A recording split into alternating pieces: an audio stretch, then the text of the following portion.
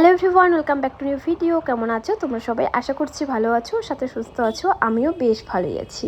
তো চলো তোমাদের আজকে কাছে পিঠে এক জায়গার খোঁজ দেই। সবসময় তো দূরে যাওয়া সম্ভব হয় না, মাঝে মাঝে মনে হয় যে একটা দিন একটু পাহাড়ে জঙ্গলের মাঝে কাটিয়ে আসি। তো আমরা চলে গিয়েছিলাম জলঢাকাতে। আর জলঢাকাতে আমাদের রাতের ঠিকানা জলঢাকা হোমস্টে। বছর তিনেক আগেও একবার এই হোমস্টেতে আমরা এসেছিলাম। ভীষণই সুন্দর, ভীষণ ভালো লেগেছিল। তো তাই নেক্সট বার আবার আমরা চলে গিয়েছিলাম। তো সেবার তো ভিডিও করে তোমাদের দেখাতে পারিনি, তখন আমি ভিডিও করতাম না। যাই হোক, এই হচ্ছে আজকের রুমটা ভীষণ সুন্দর, পরিপাটি, একদম গুছানো। আর সেরকম কোনো গেস্ট ছিল না, আমরাই সেদিনের গেস্ট ছিলাম। আর দেখো, এই রুমটা সবথেকে সুন্দর জায়গা যেটা, সেটা হচ্ছে এই বেলকনির থেকে বসে তুমি সন্ধ্যায় চা, সকালের চা বা ব্রেকফাস্ট করতে করতে সুন্দর একটা ভিউ দেখতে পারবে। আর সাথে সুন্দর রাস্তায় যে গাড়ি যায়, লোক যায়, সেটাও দেখতে পারবে। যাই হোক, কিছুক্ষণ পর চলে এলো এই পাপ্পি। এটাই হচ্ছে এই হোমস্টের অনারারি পেট। উনি মানে হয় পেটটা মনে হয় লোকজন ভীষণ পছন্দ করে, যাওয়ার সাথে সাথে একদম দৌড়ে চলে এলো। আর দুপুরে তো তেমন কোনো কিছু খাওয়া দাওয়া হয়নি আমাদের, তাই আমরা একটু ম্যাগি অর্ডার দিয়ে দিয়েছিলাম। দেখতে দেখতে সন্ধ্যাও লেগে গেল। সন্ধ্যাতে চলে এলো ফ্রেঞ্চ ফ্রাই আর সাথে চা। ফ্রেঞ্চ ফ্রাই আমার ভীষণ পছন্দ, আর চাটাও দিয়েছিল একদম কেতলি ভরে, যত খুশি খেতে থাকো। এমনি চা ভালোবাসি, চা লাভার মানুষ আমি। তারপর এতগুলো চা দেখে মনটা ভীষণ খুশি হয়ে গিয়েছিল। যাই হোক, চা খাচ্ছি আর সুন্দরভাবে এই বেলকনির থেকে ওয়েদারটাকে আমরা এনজয় করছি। আর সাথে ফ্রেঞ্চ ফ্রাইটা বেশ ভালো হয়েছিল, একটু ক্রিস্পি ব্যাপার ছিল। কিছু কিছু সময় ফ্রেঞ্চ ফ্রাইটা ক্রিস্পি থাকে না।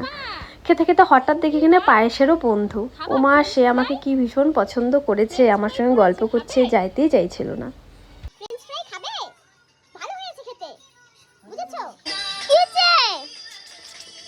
চিকেন খাবে?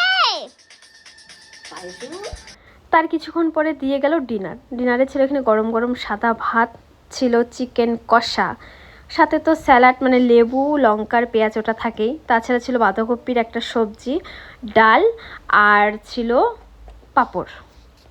তো খাবার দাবার বেশ ভালো। আর এই ব্যাপারটা আমার ভীষণ ভালো লেগেছে, ওই যেটাকে আমরা বলি, চালন বলি, সেটাতে কিন্তু খাবার দাবার দিয়ে গিয়েছিল। তারপরে আমি চলে গিয়েছিলাম একটু বাইরে, তোমাদেরকে রাতের হোমস্টেটা কেমন লাগে দেখতে সেটা দেখানোর জন্য। আর ওই যে ওপরে দেখতে পাচ্ছ লাইট জ্বলছে, ওটা কিন্তু একটু ওদের রেস্টুরেন্ট বারের মতন। ওখানে চাইলে স্টে না করেও এসে আর কি খাবার দাবার খেতে পারো। যাই হোক, উপরটাতে আর যাইনি, বাইরের থেকে ভিডিওটা করেছি। এছাড়াও কিন্তু হোমস্টেতে সুন্দর একটা সুইমিং পুল আছে, তোমরা চাইলেই স্নান করতে পারো।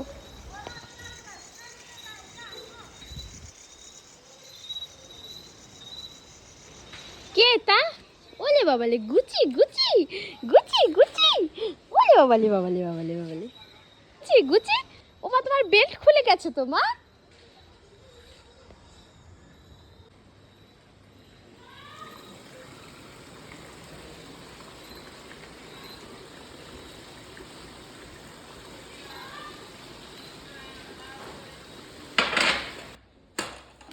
তারপর রাত হয়ে গিয়েছিল, খাওয়া দাওয়া করে ঘুমিয়ে পড়েছি। তারপর সকাল সকাল ব্রেকফাস্টে দিয়ে গেল ফুলকো ফুলকো লুচি, আলুর তরকারি, আর দিয়ে গেল এক কেতলি চা।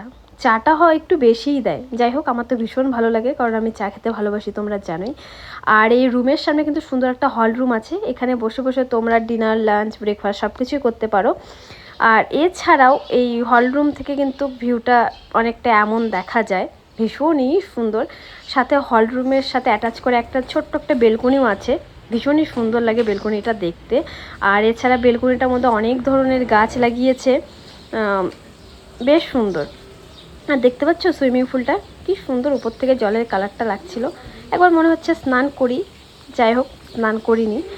তো চলো এখন তোমাদের ডাইনিং রুমটা দেখাই। কালকে তো আমরা ডিনারটা ঘরেই করেছিলাম, তাই ডাইনিং রুমটাতে নিয়ে যেতে পারিনি, তবে আজকে নিয়ে যাচ্ছি। আমরা ব্রেকফাস্টটাও ঘরেই করেছিলাম, তবে আমাদের যে পেমেন্ট আছে সেটা করার জন্য উপরেই যেতে হতো। আর ভাবলাম তোমাদেরকেও একটু উপরটা দেখিয়ে দিই।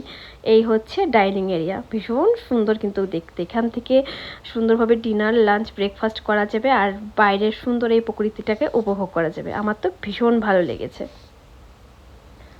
আর একটু দূরের থেকে পাহাড়ও দেখা যাচ্ছিল ভীষণ সুন্দরভাবে। আর রোদটা উঠেছিল সেদিন বেশ ঝলমলে, আকাশটা একদম পরিষ্কার, তাই চারপাশটা দেখতে লাগছে অপূর্ব সুন্দর।